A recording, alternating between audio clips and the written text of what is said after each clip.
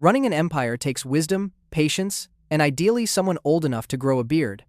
History looked at that job description, shrugged, and handed the crown to a kid who still had baby teeth. Not once, but across 5 different ancient civilizations, the most powerful seat in the known world went to someone who couldn't reach the top shelf, the boy in gold. In November of 1922, a British archaeologist named Howard Carter knelt in the Egyptian dirt, chiseled a hole into a sealed door, and held up a candle. His funder asked if he could see anything. Carter answered, "Yes, wonderful things." Behind that wall sat the most famous tomb ever found, packed with over 5,000 objects and a solid gold mask that would become the face of ancient Egypt itself. Carter had been digging in the Valley of the Kings for years with nothing to show for it, and his wealthy backer, Lord Carnarvon, had nearly pulled the funding right before that final season. They found the staircase on the last roll of the dice. Inside were chariots, thrones, jewelry, statues, perfume jars, board games, and the untouched body of a king, the only royal tomb from ancient Egypt ever found so close to complete. Within months, Lord Carnarvon was dead from an infected mosquito bite, and the newspapers, never ones to waste a good story, invented the curse of the pharaohs. The boy king nobody had respected in life became a global horror legend in death. Here is the joke at the center of it. The king inside that tomb was a nobody. Tutankhamun took the throne around 1332 BC at roughly 9 years old, ruled for about a decade, and died before he could grow into the job. Later, pharaohs were so unimpressed they tried to scrub his name off the official king lists entirely. He was so forgotten that grave robbers skipped his tomb for 3,000 years, which is exactly why it survived intact. The most famous pharaoh on the planet earned that fame by being too minor to bother looting. A 9-year-old was obviously not running Egypt. 2 men did. An aging court official who had survived every regime change by knowing exactly when to bow, and Horemheb, the general who commanded the army. They were the adults in the room, and they had a mess to clean up. A family tree knot. Tut's father was the pharaoh Akhenaten, a man who decided Egypt's hundreds of beloved gods were cancelled, and that everyone would now worship a single sun disk called the Aten. The priests hated it, the public hated it. So the boy was born Tutankhaten, living image of the Aten, a walking advertisement for his dad's deeply unpopular religious experiment. Once Akhenaten was safely dead, and a child sat on the throne, the grown-ups pulled a quiet coup. They reopened the old temples, restored the banned gods, and rebranded the kid. Tutankhaten became Tutankhamun, swapping the failed sun disk for Amun, the old king of the gods. A 9-year-old's own name got rewritten to announce that his father's entire religion had been overthrown. He probably did not get a vote. Then there is the matter of his DNA. In 2010, a team led by Zahi Hawass ran genetic tests on Tut and his relatives, and the results were grim. His parents were almost certainly full brother and sister. Royal Egyptian inbreeding was a feature, not a bug, meant to keep the bloodline pure, and Tut paid the bill.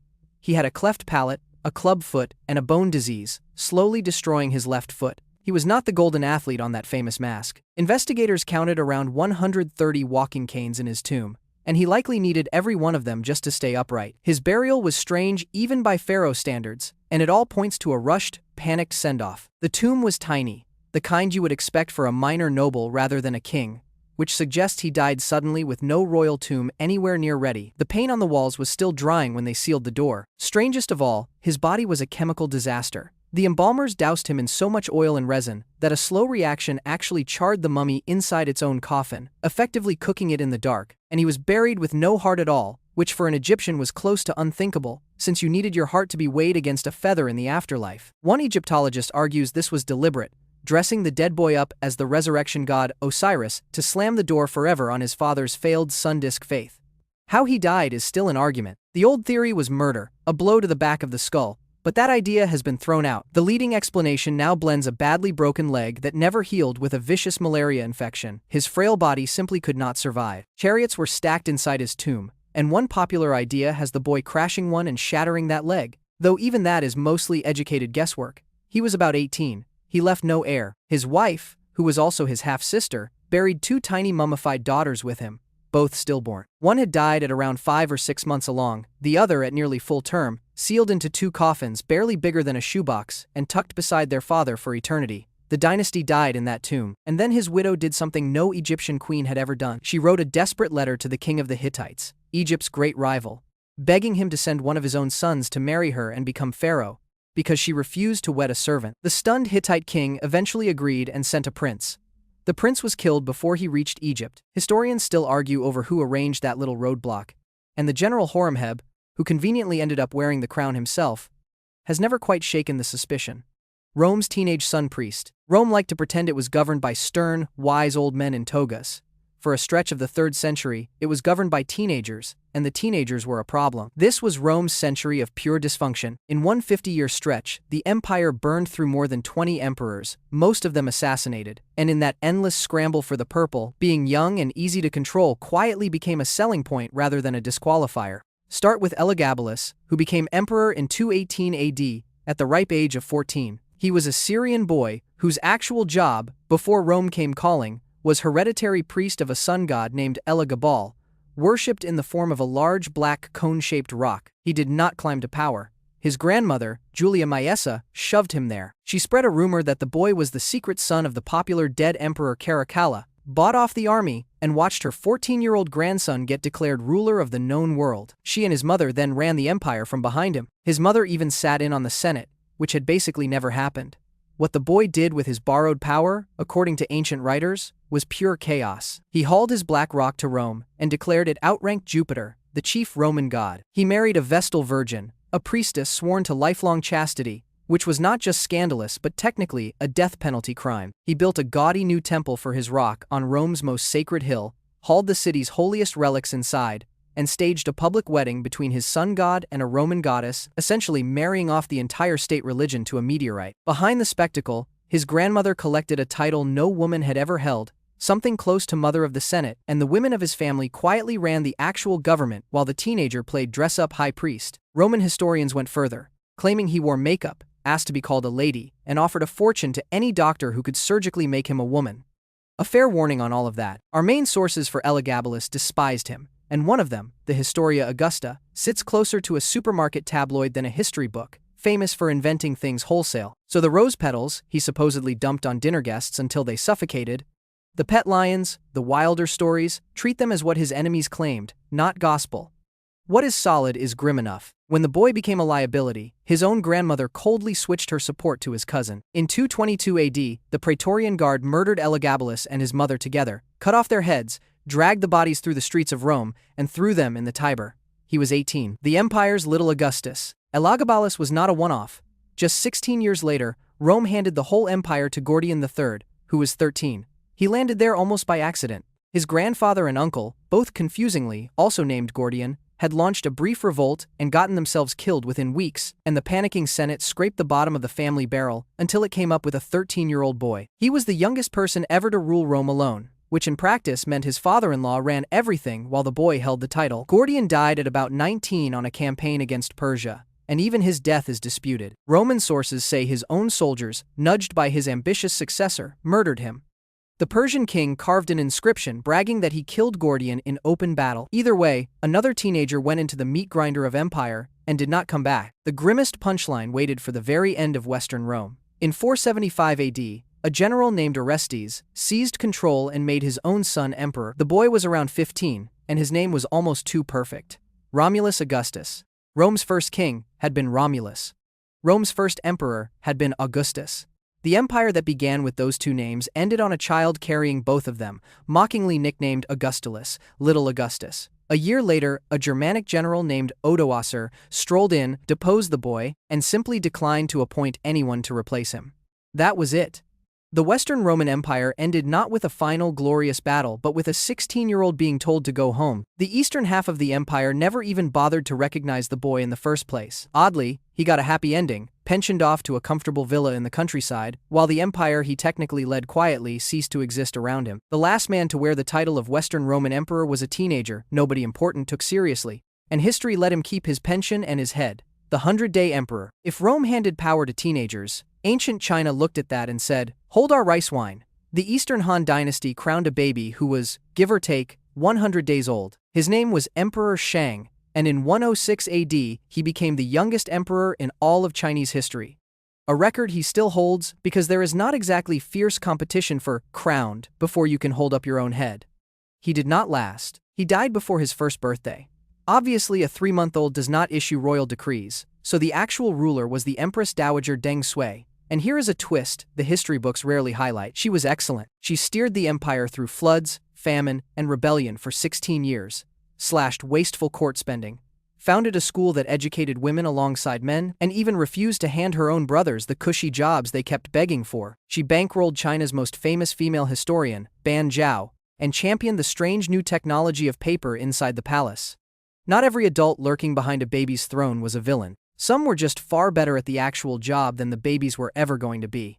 The boy who insulted death. Most of them, though, were a nightmare, because the Eastern Han had built a machine that ran on child emperors, and it devoured nearly everyone it touched. The logic was simple and poisonous. When an emperor died young, his widow became Empress Dowager and got to choose the next ruler. She always chose a baby, because a baby cannot govern, which meant her own family, the in-laws, ran the country in his name. Then the boy grew up, resented being a puppet, and turned to the only allies he had inside the palace walls, the eunuchs, to wipe out his mother's relatives. The eunuchs then seized the power for themselves. Why trust eunuchs at all? Because castration meant they could never father a dynasty of their own, so, in theory, they had nothing to gain but loyalty.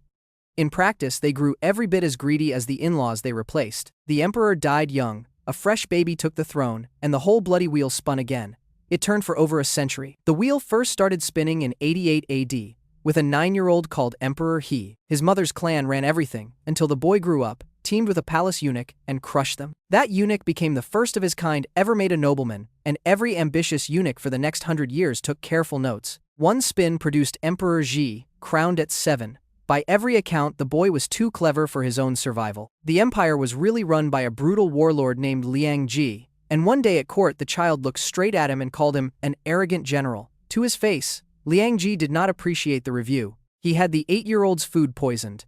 As the boy lay dying, he begged for water, and Liang Ji, standing right there in the room, ordered that he be given none. The machine kept grinding all the way down. A later boy emperor named Ling, crowned at 12, grew so captured by the palace eunuchs that he openly announced, "Zhang Rang is my father, and Zhao Zhang is my mother," naming 2 of them out loud. The eunuch clique he leaned on was nicknamed the 10 Attendants, even though there were actually 12 of them, because careful counting was never this dynasty's strong suit. He sold government offices for cash, openly, with a posted price list, charging a small fortune for the top ministries. The misery he presided over helped ignite a massive peasant uprising, and the dynasty spiraled into the warlord chaos later immortalized as the Three Kingdoms. The ending was pure carnage. When the next boy emperor died, the century-old feud between the eunuchs and the in-laws finally detonated all at once. Soldiers stormed the palace at Luoyang and slaughtered roughly 2,000 eunuchs in a single afternoon, some reportedly killed just for having no beards. Into that smoking power vacuum marched a warlord who installed the very last Han emperor, a boy named Xian, crowned at 8, and passed from strongman to strongman his entire life, until a general's son finally forced him to sign the 400-year-old dynasty out of existence in 220 AD. An empire of 50 million people was, over and over, a toy fought over above the head of a child who never once got to play with it. The Snake Kingdom's gift. Crossed the ocean to the rainforests of southern Mexico, and the Maya were playing the very same dangerous game with the very same young pieces. The city of Palenque put a 12-year-old on the throne in 615 AD, and the reason why is a genuine horror story. Palenque had just been gutted. The Maya world was not a peaceful patchwork of stargazing astronomers. It was locked in a centuries-long Cold War between 2 superpowers, the great city of Tikal and the Snake Kingdom, who fought each other through a web of smaller client cities. Twice, the armies of that Snake Kingdom, under a king with the magnificent name of Scroll Serpent, had stormed in and sacked Palenque. In the wreckage, the royal men died off, the male line collapsed, and one inscription simply mourns, "Lost is the divine lady, lost is the king." Into that smoking ruin stepped a woman, Lady Sakguk, who took power and did something audacious. Maya thrones were supposed to pass through men, so she declared herself the living embodiment of the Maya mother goddess, the divine being who had given birth to the gods themselves. Her own husband had never been made king, which meant her son's only real claim to the throne ran through her, and that is precisely why she had to become a goddess to make it stick. Then she handed the rebuilt throne to her son. That son was Kinich Janab Pakal, and the broken city's desperate gamble on a child paid off in spectacular fashion. He ruled for roughly 68 years, and died around the age of 80, one of the longest reigns in the entire history of the Americas. Most people alive when he died had never known another king. He rebuilt Palenque into one of the most beautiful cities the Maya ever raised, dripping with the elegant carvings and pyramids that still pull tourists in today. And do not let those pretty carvings fool you into picturing gentle philosophers.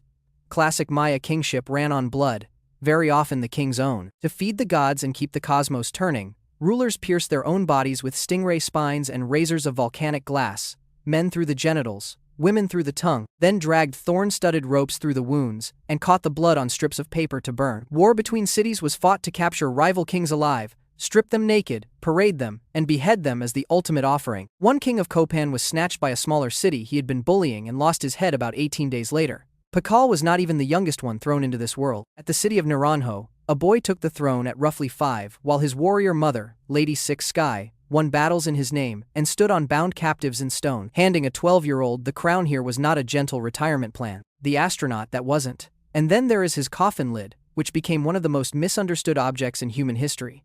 In 1952, a Mexican archaeologist named Alberto Ruiz Lulier noticed a strange slab set into the floor of Palenque's biggest pyramid, pried it up, and found a hidden staircase choked with rubble. He spent 4 years clearing it, descended deep into the heart of the pyramid, and became the first human in over 1,200 years to lay eyes on Pakal's tomb. It proved that Maya pyramids were not only temples, they were tombs. The king lay beneath a death mask, built from hundreds of fitted pieces of green jade, with staring eyes of shell and obsidian, and above him sat a massive carved stone lid, weighing several tons. In 1968, a writer named Eric von Daniken looked at that carving and announced to the world that it showed an ancient astronaut, a spaceman seated at the controls of a rocket, complete with a breathing mask and exhaust flames. It launched 1,000 alien conspiracy documentaries.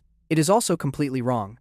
To a Maya scholar, the image is obvious. Pakal is shown falling in death down the world tree into the underworld. The so-called rocket flames are the tree's roots and the gaping jaws of the land of the dead, and the so-called antenna is a sacred bird perched at the very top. The controls are a ritual hand gesture carved on other figures too. It only resembles a spaceship if you have never once bothered to learn what you are actually looking at. His treasures had one last adventure left in them. On Christmas morning in 1985, 2 students walked into Mexico City's National Museum and stole 124 priceless artifacts, Pakal's jade mask among them. The pieces were recovered 4 years later, some found wrapped up in a closet, and his bones kicked off a 50-year scientific brawl because the skeleton looked about 40 while the inscriptions insisted he died at 80. Modern science finally settled it in the king's favor. Old bones can look deceptively young, and Maya royals ate food soft enough to barely wear down their teeth.